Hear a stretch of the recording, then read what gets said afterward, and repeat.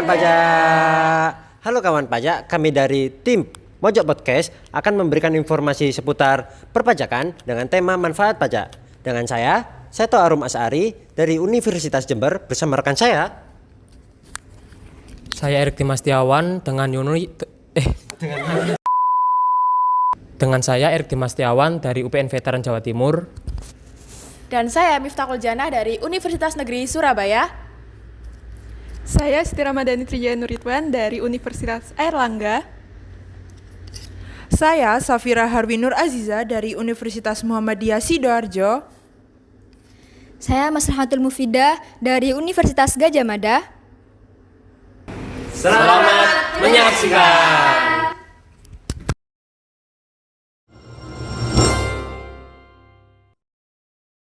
Halo kawan pajak, selamat datang di Mojok Podcast. Kali ini kita akan membahas tentang hal yang sering kita dengar, tapi kadang juga masih bikin kita bingung, yaitu pajak. Perkenalkan, saya Fida sebagai host di Mojok Podcast kali. Kita akan membahas tentang manfaat pajak.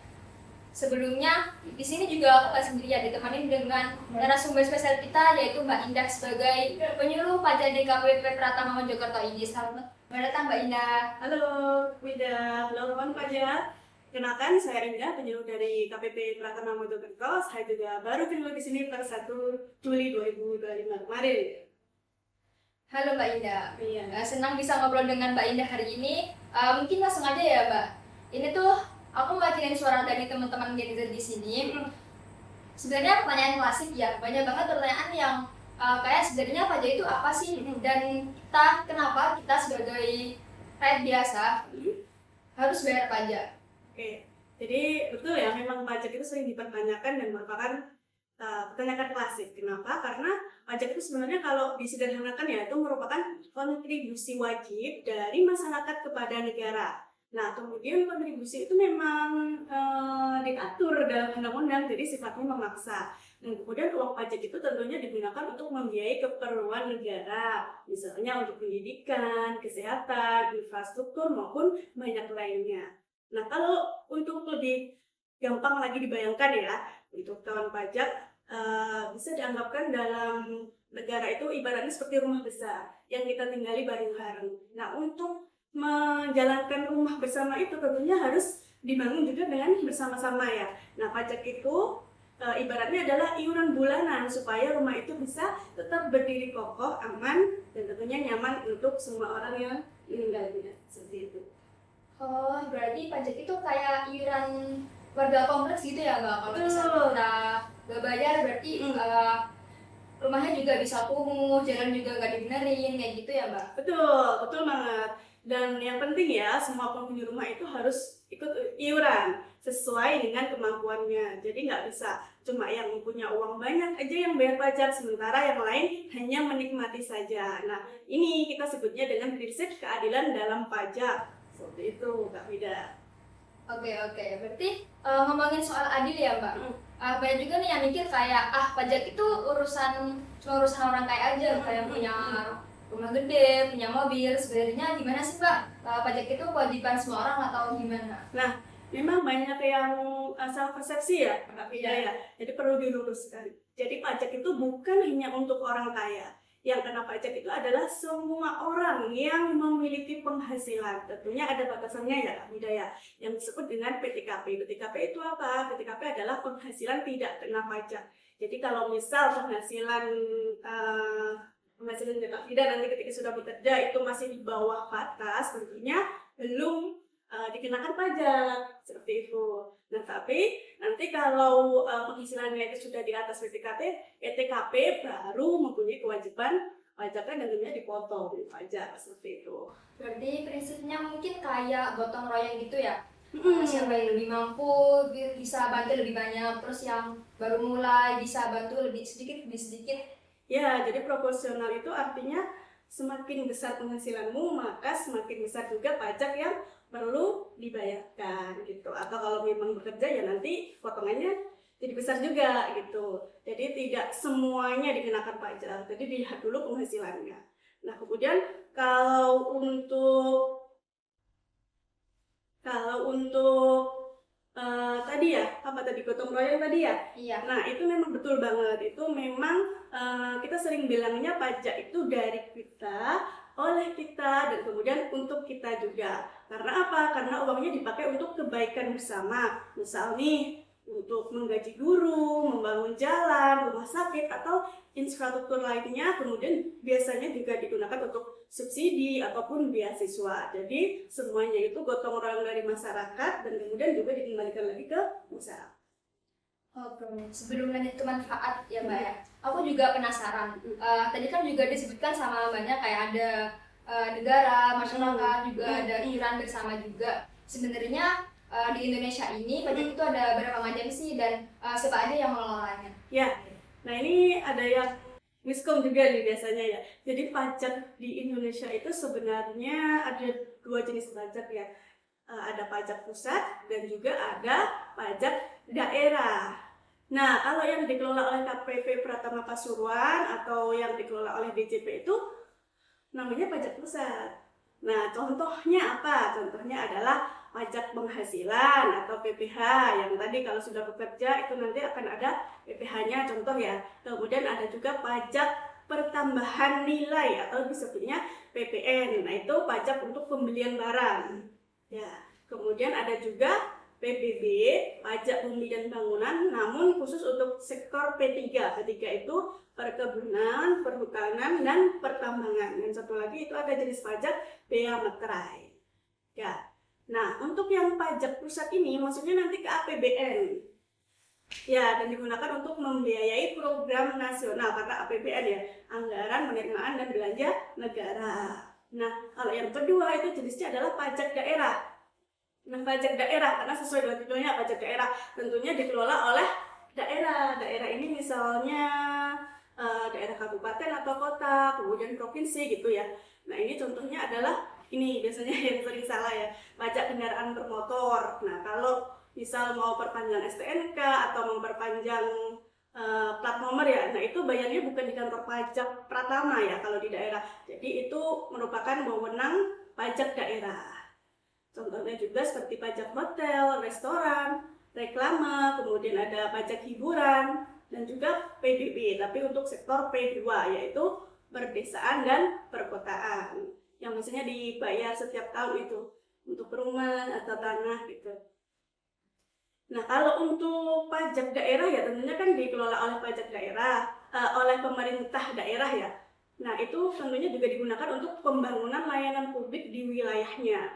Jadi memang itu diserahkan kepada daerah untuk mengelola sendiri dari penghasilan pajak daerahnya. Oke, berarti kayak misal kalau misal saya beli kendaraan, pajak kendaraan gitu masuknya ke kas daerah ya Mbak? Betul. Terus kalau misal saya beli barang di e-commerce gitu, masuknya di kas daerah gitu. Kalau e-commerce atau pembelian barang ya? Iya, Pembelian barang itu biasanya kenanya PPN. PPN dikelola oleh pajak pusat. Oh, pajak pusat ya. Oke. Betul. Terus kalau misal jalan rusak gitu, berarti bisa jadi kan di kas daerah itu sendiri berarti kurang pendapatan pajak daerah tersebut gitu ya Mbak? Ya, jadi pajak itu pajak yang dikelola oleh pusat dan pajak yang dikelola oleh daerah tentunya nanti akan dipertimbangkan. Jadi di APBN itu memang ditentukan mana porsi yang pajak daerah, misal daerahnya itu memang pajak daerahnya sedikit, itu pasti akan mendapat subsidi atau anggaran dari pusat untuk mengelola daerahnya karena kekurangan penghasilan dari pajak daerahnya. Jadi tetap ada kontribusi atau transfer ke daerah. Seperti itu. Oke, kalau begitu boleh dong Mbak dijelasin juga kayak uang pajak itu larinya kemana aja sih juga. Banyak banget yang bilang kayak saya bayar pajak cuman nggak merasakan manfaatnya, itu gimana Mbak?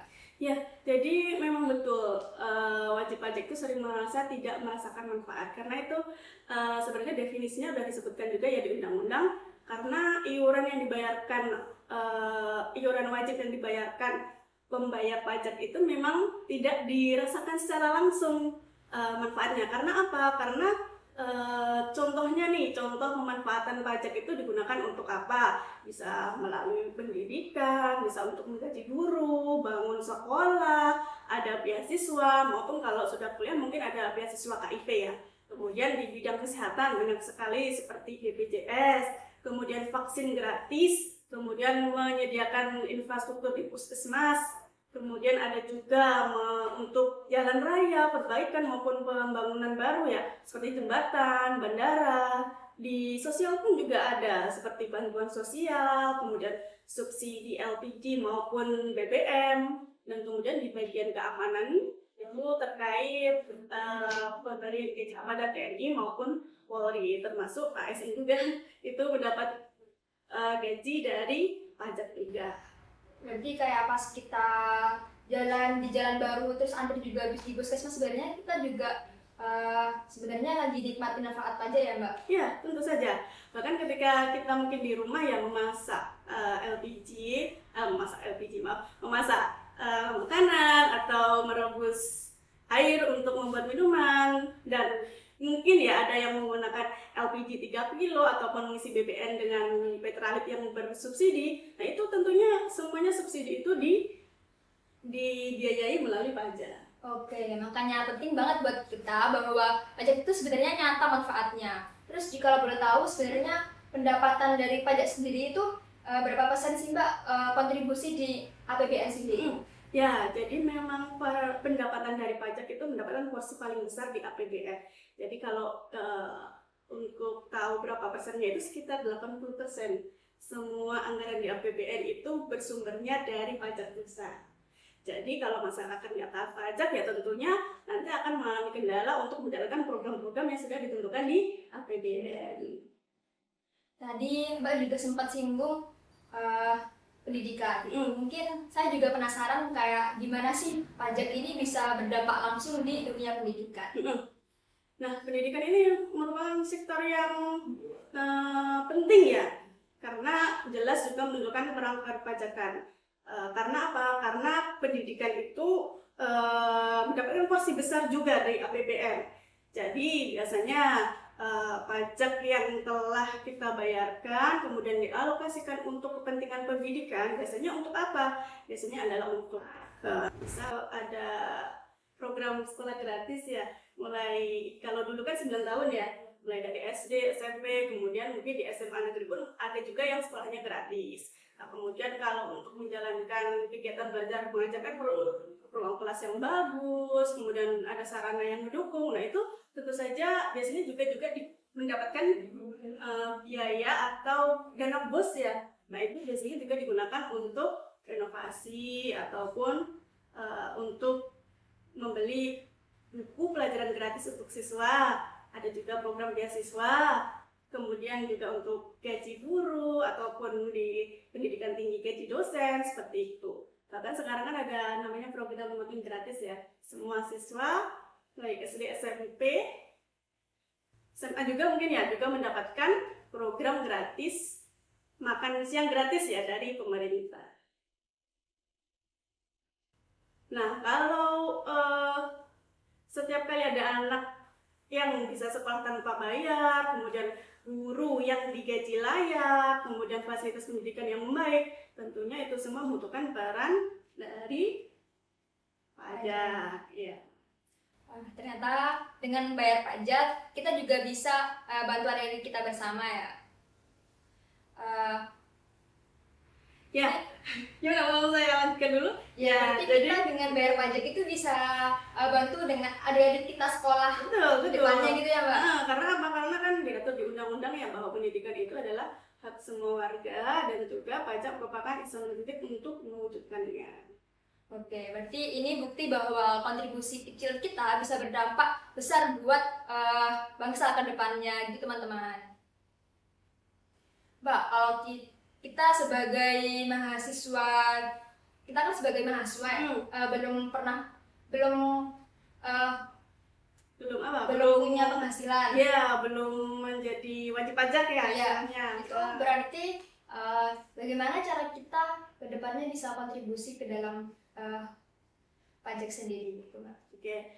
Jadi meskipun secara formal ya teman-teman yang masih kuliah itu belum menjadi wajib pajak yang mendapatkan potongan pajak ataupun wajib melaporkan SPT ya kalau salah satu kewajiban dari wajib pajak itu. Tapi tenang saja, anak muda tentunya bisa berkontribusi dengan hal-hal lainnya. Misalnya apa? Misal teman-teman ini belajar, kemudian kalau searching di HP, misal di medsos atau apa, itu tidak hanya terkait hiburan, bisa juga mencari informasi-informasi terkait perpajakan. Kemudian bisa ikut program-program edukatif seperti menjadi relawan pajak ataupun ikut komunitas kampus sadar pajak, ada ya seperti itu ya. Kemudian bisa juga membangun karakter sadar pajak itu sejak dini. Jadi istilahnya kalau tadi sudah terinformasikan mengenai pajak, tentunya nanti ketika sudah menjadi wajib pajak bisa menjadi wajib pajak yang taat, tahu kewajibannya seperti apa, seperti itu. Betul banget. Kesadaran dari sekarang itu juga penting banget karena generasi muda hari ini juga adalah membayar pajak di masa depan. Terus kalau misal di Mojokerto sendiri manfaat dari pajak itu apa aja, Mbak? Iya, sama aja sih seperti yang telah disebutkan sebelumnya. Manfaat di Mojokerto tentunya juga untuk perbaikan jalan-jalan di desa, misalnya ada yang rusak-rusak, kemudian ada juga untuk renovasi sekolah-sekolah negeri, ada juga untuk bantuan UMKM, kemudian untuk pembiayaan di puskesmas, tentunya untuk imunisasi gratis, dan semuanya itu tentunya dari pajak yang telah dibayarkan oleh masyarakat gitu dan ya. Keren banget.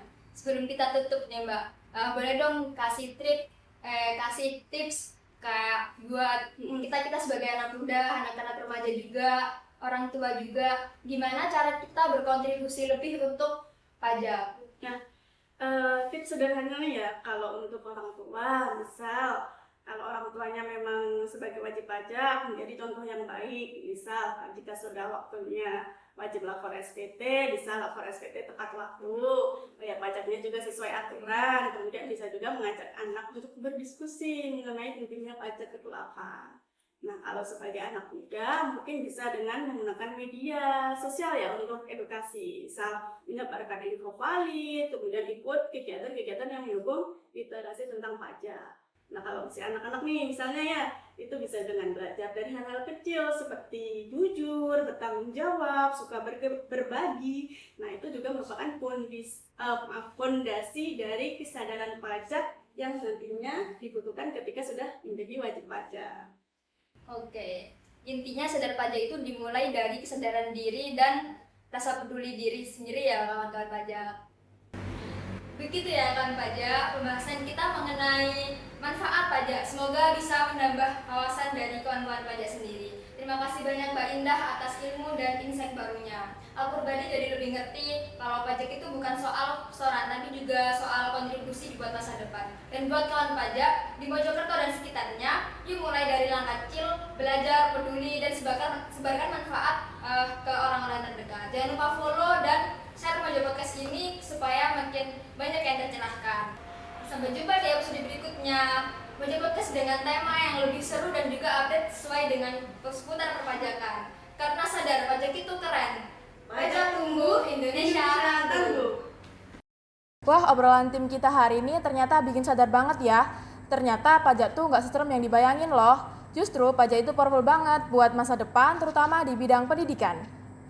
Iya, dari jalan yang kita lewatin, guru yang ngajarin kita, bahkan sampai adik-adik kecil yang sekarang bisa sekolah gratis, semua itu ada, kita bareng-bareng kontribusi lewat pajak. Jadi buat kalian semua yang masih muda belum wajib bayar pajak juga nggak masalah, tapi jangan sampai buta pajak ya. Yuk mulai dari sekarang belajar, paham, dan terus sebarkan info baik mengenai pajak. Karena nanti saat kita udah berpenghasilan, jadi wajib pajak tuh bukan karena terpaksa, tapi karena sadar dan peduli. Pajak itu bukan sekedar kewajiban, tapi bentuk cinta kita ke negeri ini. Sampai ketemu di episode Mojo Podcast selanjutnya. Dan jangan lupa ya, generasi bijak sadar pajak.